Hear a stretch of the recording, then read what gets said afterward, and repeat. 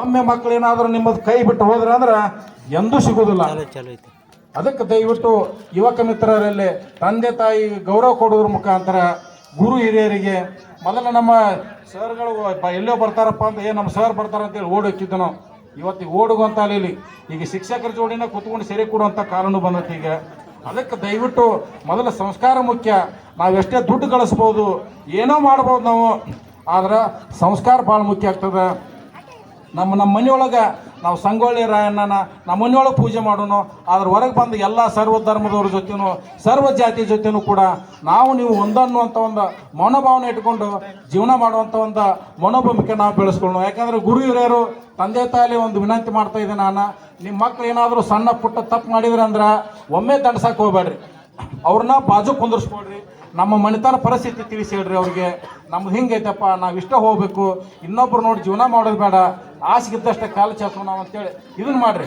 ಏನೋ ದೊಡ್ಡ ದೊಡ್ಡ ಸೈಕಲ್ ಮೋಟ್ರ್ ಕೊಡಿಸ್ರಿ ಅದನ್ನಲ್ಲ, ಅವ್ರ ಮಕ್ಕಳು ಆ ಸೈಕಲ್ ಮೋಟ್ರನ್ನು ಎದಕ್ಕೆ ಉಪಯೋಗ ಮಾಡ್ತಾರೆ ಅನ್ನೋದು ಅದು ಭಾಳ ಮುಖ್ಯತೆ. ಅದು ಅವಶ್ಯಕತೆ ಇಲ್ಲೋ ಕಾರ್ ಕೊಡಿಸ್ರಿ ಬೇಡ ಅನ್ನಂಗಿಲ್ಲ, ಆದ್ರೆ ನಮ್ಮ ಮಗಗೆ ಕಾರ್ ಅವಶ್ಯಕತೆ ಇಲ್ಲ ಅನ್ನೋದು ಅದ್ರ ಬಗ್ಗೆ ವಿಚಾರ ಮಾಡಿರಿ. ಅದಕ್ಕೆ ಯಾಕಂದ್ರೆ ಭಾಳ ಕಾಲಮಾನಕ್ಕೆ ಭಾಳ ಸೂಕ್ಷ್ಮ ಬಂದವು. ಅದಕ್ಕೆ ಮಕ್ಕಳಿಗೆ ಒಳ್ಳೆ ರೀತಿ ಶಿಕ್ಷಣ ಕೊಡ್ರಿ. ಇದನ್ನೇ ಹೇಳೋದು ನಾವು, ಮತ್ತೊಂದೇನಿಲ್ಲ. ಈಗ ಮೊನ್ನೆ ಒಂದು ರಿಯಲ್ ಘಟನೆ ಹೇಳ್ತಾ ಇದ್ದೀನಿ ನಿಮ್ಗೆ, ಇದೊಂದು ಹೇಳಿ ನಾನು 2 ಮಾತು ಮುಗಿಸ್ತಾ ಇದ್ದೀನಿ.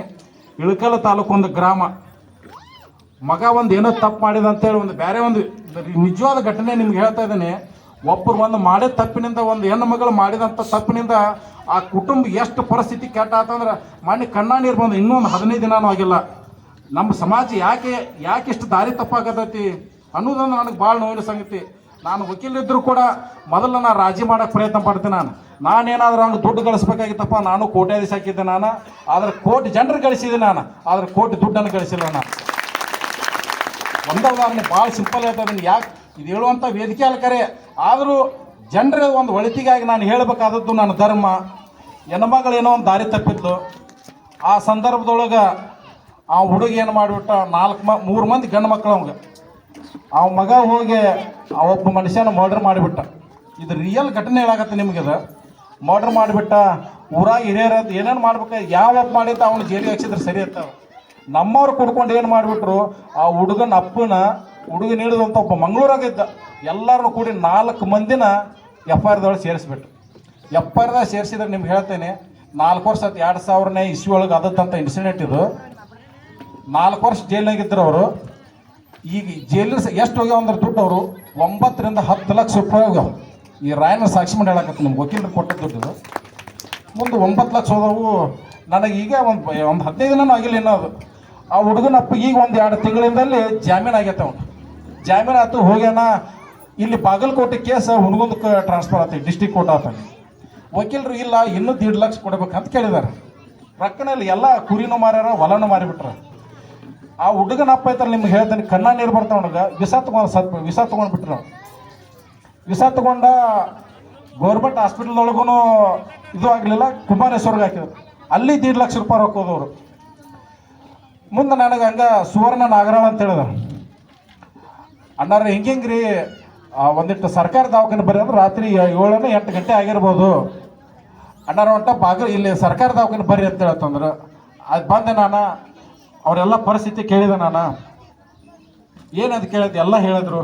ಇಲ್ಲ 1.5 ಲಕ್ಷ ರೂಪಾಯಿ ಖರ್ಚು ಮಾಡಿದ್ರು, ಅವ್ರು ಸತ್ತು ಬಿಟ್ರಿ. ನಾವು ಸತ್ತ ಮುಂದೆ ಅವ್ ಮಗನ ಇನ್ನೂ ಒಬ್ಬ ಜೈಲ್ನಾಗದ, ನಮ್ಮ ಇಲ್ಲೇ ಬಾಗಲಕೋಟೆ ಜೈಲ್ನಾಗಿದೆ. ರಿಯಲ್ ಇದು ನಿಮ್ಗೆ ಹೇಳ್ತೇನೆ. ಬಿಡಬೇಕಲ್ಲ ಅವ್ನ ಮಗನ ತನ್ನ ಮಣ್ಣಿಗಾರ ತೇರಿಸ್ಬೇಕಲ್ಲ. ಇಲ್ಲ ನೀವು ವಕೀಲರಿದ್ರೆ ನೀವು ಮಾಡ್ರಿ ಅಂತ. ಇಲ್ಲ ನಾ ಮಾಡಕ್ಕೆ ಬರಂಗಿಲ್ಲ, ಅವ್ರಿಗೆ ಯಾರು ವಕಾಲತ್ತು ವಹಿಸಿರ್ತಾರ ಅವ್ರನ್ನ ಕರೆಸ್ಬೇಕಾಗ್ತದ ಶವ ಸಂಸ್ಕಾರಕ್ಕೆ ಅಂತ. ಅವ್ರು ವಕೀಲರು ಅದಕ್ಕೆ 20,000 ರೂಪಾಯಿ ಕೇಳಿದ್ರು ರೊಕ್ಕ. ಅದು ನಾಂದೆ ಏನಪ್ಪ ಇದು ಪರಿಸ್ಥಿತಿ ಹೆಂಗೆ ಬಂತಿದ್ದು ಅಂತೇಳಿ. ಇಷ್ಟು ನಾನು ಕೆಟ್ಟ ಅನಿಸ್ತಲ್ಲಿ ನಿಮ್ಗೆ ಹೇಳ್ತಾನೆ. ಅವತ್ತು ಕಣ್ಣ ನೀರಾಕಿನ ಈಗೂ ಕೂಡ ನನ್ನ ಮೈ ನಡಗಾಗ್ತದೆ ನಿಮ್ಗೆ ಹೇಳ್ತಾ ಇದ್ದೀನಿ. ಪರಿಸ್ಥಿತಿ ಎಷ್ಟು ಕೆಟ್ಟಂದ್ರೆ ಅವ್ರಲ್ಲಿ ಏನೂ ಉಳಿದಿಲ್ಲ ನಿಮ್ಗೆ ಹೇಳ್ಬೇಕಂದ್ರೆ. ಒಬ್ಬ ಆಕೆ ಆ ಹೆಣ್ಮಗಳಾರು ಒಳ್ಳೆ ಅವರು ಗಂಡ ಮಾವರಂತ ಆಕೆಯವರು ಒಳ್ಳೆ ಮತ್ತೊಬ್ಬನ ಜೋಡಿ ಬೆಂಗಳೂರಿಗೆ ಹೋಗ್ಬಿಟ್ರಿ ಸರ್. ಈಗ ಅದು ಯಾಕೆ ಇಲ್ಲ, ಈಗ ಪ್ರೆಸೆಂಟ್ ಇದು ಒಬ್ಬರು ಮಾಡಿದಂಥ ತಪ್ಪಿನಿಂದ ಇಡೀ ಕುಟುಂಬನ ಸರ್ವನಾಶ. ಬಹುಶಃ ಚೆನ್ನಾಪುರ ಅಂತೇಳಿ ಅನ್ನೋದು ಇಳಕಲ್ ತಾಲೂಕದು. ಅದಕ್ಕೆ ದಯವಿಟ್ಟು ಯಾರಾದರೂ ಏನಾದರೂ ತಪ್ಪು ಮಾಡಿರ್ತ ಏನೋ ಆಗಿರ್ತಾವು, ಸಾಧ್ಯ ಆದಷ್ಟು ಹಿರಿಯರು ಇವು ಇದೇ ಸಮಯದೊಳಗೆ ಸಿಕ್ಕಾನ ಈಗ ಮುದ್ದೆ ಮಾಡ್ಬೇಕಂತೇಳಿ ಮುದ್ದೆ ಮಾಡುವಂಥ ಕೆಲಸ ಮಾಡಕ್ಕೆ ಹೋಗ್ಬೇಡಿ. ನಾವು ಒಬ್ಬರನ್ನ ಮುದ್ದೆ ಮಾಡಿದ್ರೆ ಮುಂದೆ ದೇವ್ರು ನಮ್ಮನ್ನು ಒಬ್ಬರು ಮುದ್ದೆ ಮಾಡೋಣ ಇಟ್ಟಿರ್ತಾರೆ. ಅದಕ್ಕಿದೆ ನಾನು ಯಾಕೆ ನಾನು ಬೈಕಲ್ಲಾಗಿ ಹೇಳಕ್ಕೆ ಹೋಗ್ಬಾರ್ದು ಇದನ್ನು ನಾನು. ಆದರೂ ಒಂದು ಸಮಾಜದ ಕಳಕಳಿ ಇಟ್ಟುಕೊಂಡ ಜನರ ಒಂದು ಆತ್ಮೀಯತೆ, ಏನಾದರೂ ತಪ್ಪು ಮಾಡಿದ್ರೆ ಅಲ್ಲೇ ಊರ ಸರಿಪಡಿಸ್ಕೊಡ್ರಿ. ನೀವು ಕೋರ್ಟ್ಗೆ ಹೋದ್ರೆ ಇವತ್ತು ನೋಡ್ರಿ ಅವ್ರ ಪರಿಸ್ಥಿತಿ ಏನೇನೂ ಉಳಿದಿಲ್ಲ ಅವರು.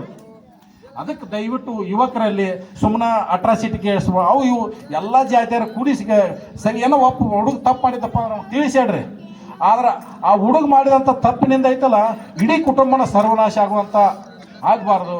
ಅದಕ್ಕೆ ದಯವಿಟ್ಟು ಏನಾದರೂ ಯಾವುದು ನೋಡ್ರಿ, ಯಾರು ಹೊಲ ಮನೆ ಕಸ್ಕೊಂಡಂಗಿಲ್ಲ, ಯಾರು ಏನು ಆಸ್ತಿ ಕಸ್ಕೊಂಡಂಗಿಲ್ಲ, ಯಾರು ದುಡ್ಡು ತುಡುಗು ಮಾಡಿರಂಗಿಲ್ಲ, ಏನೋ ಬರೀ ಮಾತಿ ಜಗಳಾಗಿರ್ತಾವ ಅಷ್ಟೇ. ಅದಕ್ಕಿಂತ ತಪ್ಪುಗಳನ್ನು ಹಿರಿಯರು ಇದ್ದಂಥ ಮನೆಯಾಗ ನಿಮ್ಮ ಮಕ್ಕಳು ಯಾವ ದಾರಿಯಲ್ಲಿ ಸಾಕ್ತಾ ಇದ್ದಾರ, ಎಲ್ಲಿ ಹೋಗ್ತಾ ಇದ್ದಾರ, ಏನು ಮಾಡ್ತಾ ಇದ್ದಾರ, ಎಂಥವ್ರ ಜೋಡಿ ನಮ್ಮ ಮಕ್ಕಳ ಸಂಪರ್ಕ ಐತೆ ಅನ್ನೋದು ಇದನ್ನೂ ಭಾಳ ಅರ್ಥ ಮಾಡ್ಕೊಂಡ್ಕ್ಯಾರೆ. ನಿಮ್ಮ ಮಕ್ಕಳಿಗೆ ಒಂದು ಒಳ್ಳೆಯ ಶಿಕ್ಷಣ ಕೊಡ್ರಿ.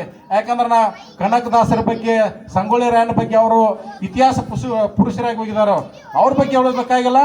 ಆದ್ರೆ ನಮ್ಮ ಜನರನ್ನ ತಿದ್ದುವಂಥ ಒಂದು ವ್ಯವಸ್ಥೆ ಮಾಡಬೇಕಾಗತ್ತ. ನಿಮ್ಮ ಗ್ರಾಮದಲ್ಲಿರುವಂಥ ಯಾವ ಜಾತಿಯರು ಬೇಕಾದ್ರೆ ಇರಲಿ, ಅವರು ದೊಡ್ಡ ಲಿಂಗಾಯತರು ಇರಲಿ, ವಾಲ್ಮೀಕಿ ಇರಲಿ, ಹರಿಜನರು ಎಲ್ಲರ ಜೋಡಿ ನಮ್ಮ ಅಣ್ಣತಮ್ಮರಪ್ಪ ಇವರು ನಾವು ನೀವು ಕೂಡಿ ಸಹೋದರ ರೀತಿಯಿಂದ ಬಾಳೋನು. ನಿಮ್ಮ ಕಷ್ಟಕ್ಕೆ ಅವರಾಗಲಿ, ಅವ್ರ ಕಷ್ಟಕ್ಕೆ ನೀವಾಗಲಿ. ನಿಮ್ಮ ಮನೆಯೊಳಗೆ ಏನಾರು ಕಾರ್ಯಕ್ರಮ ಇರೋದಪ್ಪ ಅಂತ ನೀವು ಕರೆಸ್ರಿ, ಅವ್ರ ಮನೆಯೊಳಗೆ ಏನಾರು ಕಾರ್ಯಕ್ರಮ ಮಾಡೋದು ನೀವು ಹೋಗಿ ನಿಂತು ಮಾಡಿರಿ. ಅದಕ್ಕೆ ಎಲ್ಲರೂ ಅನ್ಯೋನ್ಯದಿಂದ ಬದುಕ್ರಿ.